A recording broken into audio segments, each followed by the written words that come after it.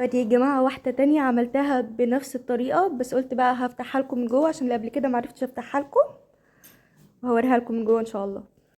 ادي يا جماعة هنقطعها معاكم نفس الطريقة اللي عملتها معاكم قبل كده، بس ما كانش ينفع اقطعها. دي بقى بنقطع وبنصور براحتنا عشان هنا فين في بيت بابا. تقطعها ام يوسف، قوليلنا ايه رأيك فيها بقى من غير ما ادوقها. تسلم الايادي يا مولولو. تسلمي لي يا رب، ما تحرمش منك.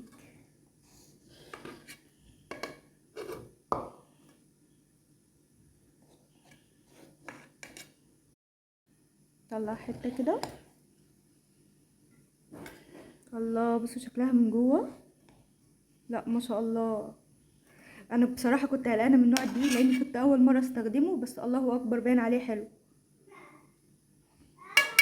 ايه رايك؟ جميلة. جميله. الف هنا وشفا يا رب. جربوها يا جماعه وان شاء الله هتعجبكم، ولو عجبكم اللايك ما تنسوش اللايك والشير والاشتراك في القناه وتفعيل زر الجرس. مع السلامه.